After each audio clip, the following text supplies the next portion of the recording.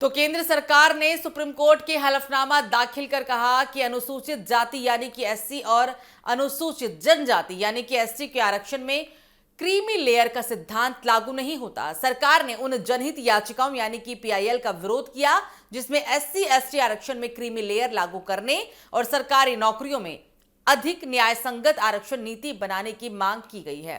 केंद्र सरकार ने यह भी कहा कि याचिकाओं में संविधान के तहत किसी मौलिक अधिकार के उल्लंघन का जिक्र नहीं है। साथ ही मौजूदा कानून में कहीं भी यह प्रावधान नहीं है कि क्रीमी लेयर का नियम एससी एसटी पर लागू होता है।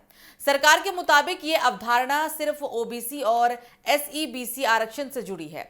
सुप्रीम कोर्ट ने हालांकि पिछले 11 अगस्त को रमाशंकर प्रजापति को लेकर भी और अन्य की जनहित याचिकाओं पर केंद्र और राज्य सरकारों को नोटिस जारी किया था। याचिका में यह कहा गया कि अगर किसी एससी एसटी परिवार का सदस्य पहले ही संवैधानिक या फिर वरिष्ठ सरकारी पद हासिल कर चुका है तो उसके बच्चों को आरक्षण का लाभ नहीं मिलना चाहिए।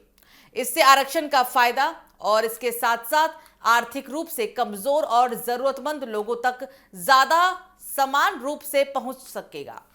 याचिकाकर्ताओं ने आर्थिक रूप से कमजोर लोगों को उप श्रेणी यानी कि सब कैटेगरी बनाकर उन्हें प्रवेश और सरकारी नौकरी में प्राथमिकता देने की भी मांग की है। दरअसल सामाजिक न्याय और अधिकारिता मंत्रालय ने कहा कि एससी और एसटी की सूची में किसी भी तरह का बदलाव केवल संसद की ही कर सकती है और संविधान के अनुच्छेद 341 और 342 के तहत किसी जाति या जनजाति को सूची में शामिल करने या फिर हटाने का अधिकार सिर्फ संसद के पास ही होता है। केंद्र सरकार ने यह भी कहा कि याचिका स्थापित करना कानून की अनदेखी करती है और सरकार ने हालांकि इंदिरा साहनी यानी कि मंडल आयोग मामले का हवाला देते हुए कहा कि एससी एसटी और ओबीसी की पहचान ऐतिहासिक, सामाजिक और शैक्षणिक पिछड़पन के आधार पर ही होती है, सिर्फ आर्थिक स्थिति के आधार पर नहीं। केंद्र ने हालांकि इस दौरान कहा कि एससी एसटी और एसईबीसी के लिए चलाई जा रही अधिकांश कल्याणकारी योजनाओं में पहले से अधिक आय सीमा लागू है, यानी कि ताकि योजनाओं का लाभ जरूरतमंद लोगों तक पहुंच सके।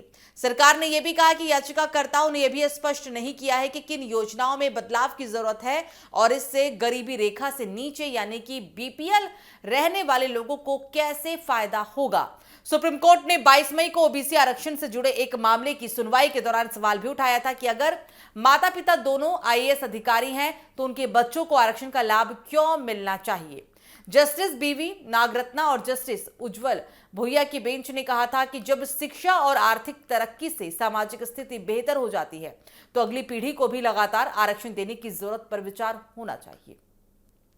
ये टिप्पणी कर्नाटक के एक ओबीसी उम्मीदवार के मामले की सुनवाई के दौरान आई थी जिसमें क्रीमी लेयर में आने के कारण आरक्षण का लाभ नहीं मिल पाया था और अब इसी का हवाला देते हुए इन बातों का सुप्रीम कोर्ट में जिक्र किया गया है। हालांकि कई मापदंडों का भी जिक्र किया गया और उसके आधार पर ही कहा गया है ये तमाम चीजें। सरकार ने यहाँ पर इंदिरा साहनी यानी कि एक मंडल आयोग है और उस मामले का हवाला देते हुए कहा कि एससी एसटी और ओबीसी की पहचान ऐतिहासिक, सामाजिक और शैक्षणिक पिछड़ेपन के आधार पर होती है और सिर्फ आर्थिक स्थिति के आधार पर नहीं हो सकती।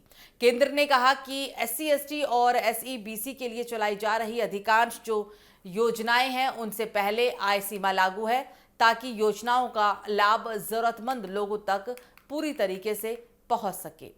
सरकार ने यह भी कहा है कि याचिकाकर्ताओं ने यह भी स्पष्ट किया है कि किन योजनाओं में बदलाव की जरूरत है और इसमें गरीबी रेखा से नीचे यानी कि बीपीएल रहने वाले लोगों को इसका कैसे फायदा मिलेगा। 22 मई में ओबीसी आरक्षण से जुड़े एक मामले की सुनवाई के दौरान ही सवाल ये उठाया गया था कि अगर माता पिता दोनों आईएएस अधिकारी हैं तो उनके बच्चों को आरक्षण का लाभ क्यों मिलना चाहिए। इन बातों का भी हवाला दिया गया है।